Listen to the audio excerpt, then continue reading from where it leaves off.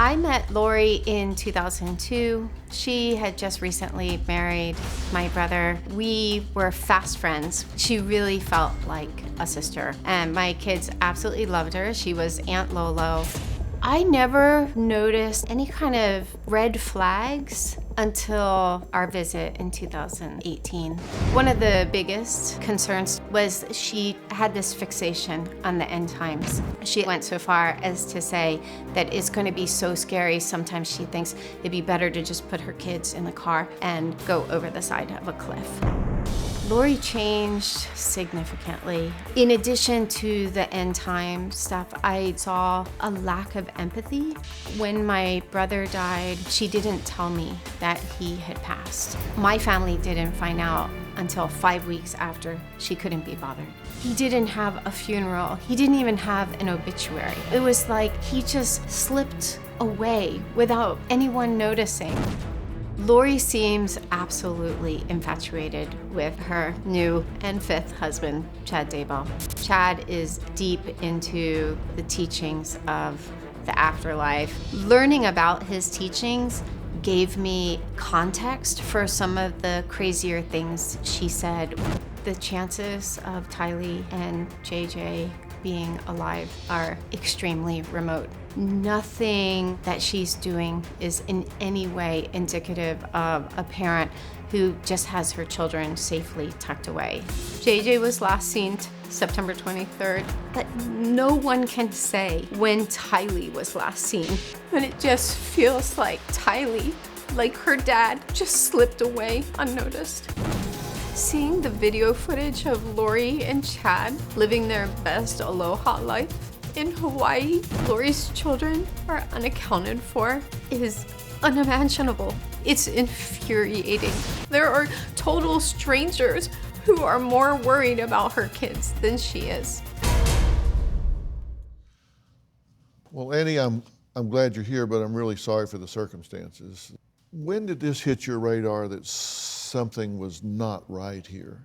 She didn't tell me about my brother's death. I found out about my brother's death through a family member who had been contacted by a funeral home or the ME's office. And so I reached out to her. She asked me to come out to be a support to Tylee. And it was in that visit in May of 2018 that I started noticing things that were disturbing.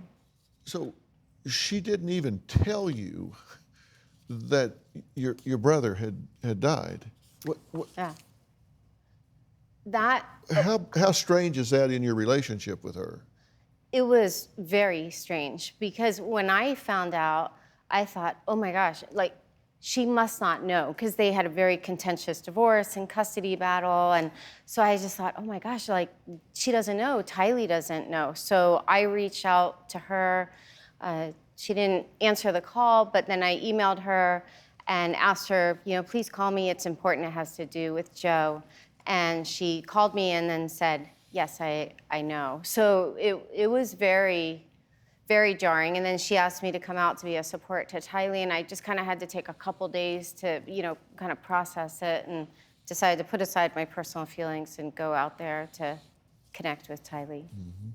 You went there and you said you got a really odd feeling while you were there about just the dynamic of the situation. What was it that you saw that bothered you, and what did she say that bothered you?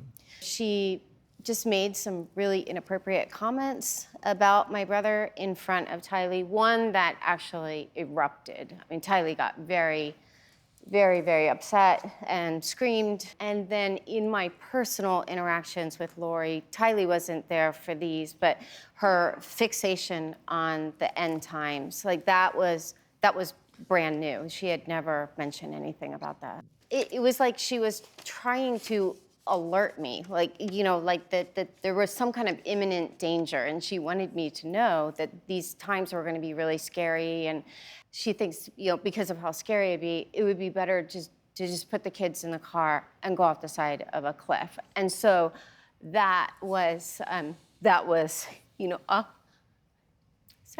a hard line that had been crossed, and she saw the just look of horror, and she immediately started walking it back, and just like, oh, I'm totally kidding, I'd never hurt my kids.